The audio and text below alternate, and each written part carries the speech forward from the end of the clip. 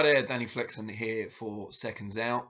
Some rather upsetting news broke overnight, originally from Steve Kim, I believe, that he was speaking to Aegis Klimas, the manager of Oleksandr USYK, the unified world heavyweight champion, on the phone last night, and was informed that unfortunately talks for an undisputed showdown between USYK and WBC champion Tyson Fury, set for April 29th for some time now at Wembley Stadium, had collapsed. So that fight apparently will not be happening, at least not on April 29th or in the near future. Klimas told Steve Kim that despite USYK agreeing to the things that Fury had asked for, including notoriously the 70-30 purse split, that Fury had kept moving the goalposts.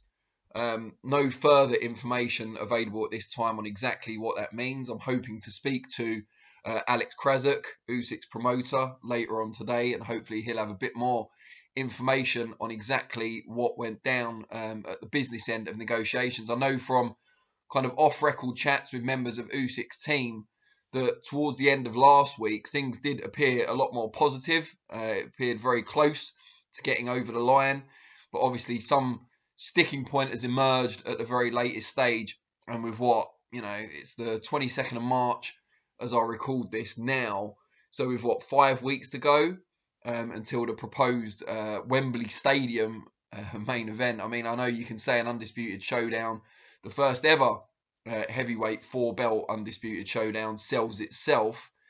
5 weeks is still a very short amount of time to adequately promote an event of that magnitude. And yeah, at the 11th hour, it seems, maybe even the 13th hour, depending on how you look at it, the fight has fallen through, as many people predicted it would. Obviously very disappointing.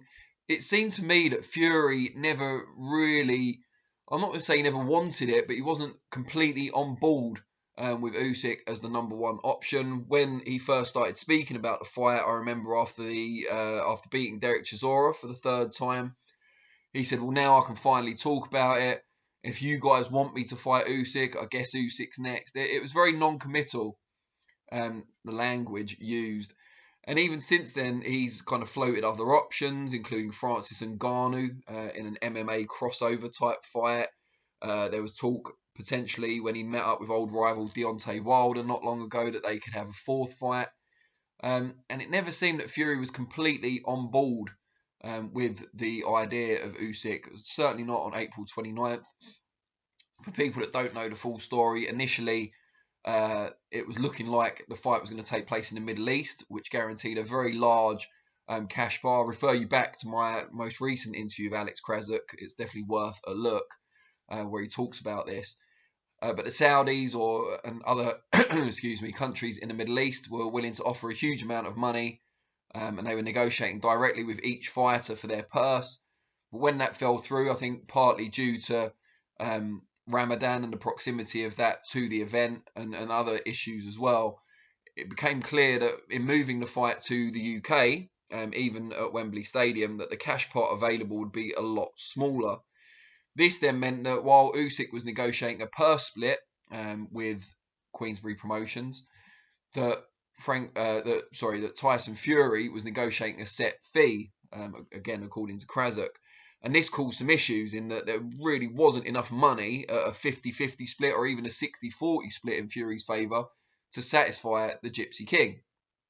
So Fury then began taking the negotiations public and on social media and telling USYK he had to accept 70-30. USYK famously and publicly accepted those terms on the basis that Fury would donate £1 million to Ukraine. And that all seemed to be moving in the right direction. 70-30 guaranteed Fury the money he wanted. USYK apparently willing to take the shorter end of the purse, as he did in the first fight with Anthony Joshua, in the hope of making more money down the line and potentially from a rematch, because initially it appears Fury and his team wanted a rematch clause in the contract, which is fairly typical for fights of this nature. Lennox Lewis, Evander Holyfield, for example, when they had a 3-belt undisputed fight. Now, it then became clear that Fury didn't want the rematch clause because he said publicly, what's all this about rematch clauses? I'm not going to do a Fury impression. If you want that, go to David Price. He does the best one. Yeah, what's all this about rematch clause? I don't need a rematch clause, etc., etc. To which Aegis Klimas said, well, it was you that asked for the rematch clause, not us. So why are you now complaining about it? And I don't know if the rematch issue was the sticking point that eventually caused the fight to collapse.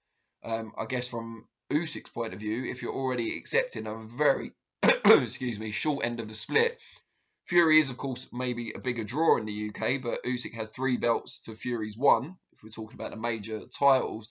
You can understand why Usyk may balk at not having a rematch clause, because he's confident he'll win the first fight, and then he'll make his money on the back end in the second fight. If there's no guarantee of the second fight, he could go away with all the belts, and then he'll have to defend against, Filip Hrgovic or Daniel Dubois or Joe Joyce, all of which are now possibilities for May, June, when Klimas said to Kim that they plan to get Usyk next out.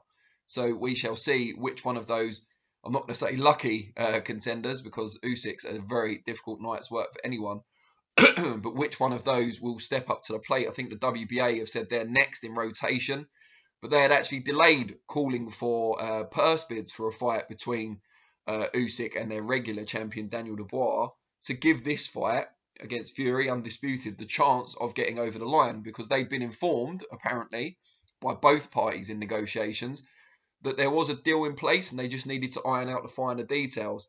It now appears, according to Klimas and Kim's report, that those finer details proved to be too difficult to overcome or to set in stone. So it leaves the boxing world disappointed that we don't get the undisputed fight we all desired. It leaves Fury facing a barrage of criticism because it seems he's being widely blamed for this happening, although we wait to see his latest social media post, which no doubt will rebuff a lot of these allegations. But again, I hope to speak to Alex Krasuk this afternoon. I have put calls into Frank Warren and Tyson Fury to try and get some comment from them also. So we'll try and keep you updated, but just thought it was worthwhile putting something out there now just to give what we know so far and what's going on. Leave your comments below what you think of the whole situation. And we'll catch up again soon. Thank you.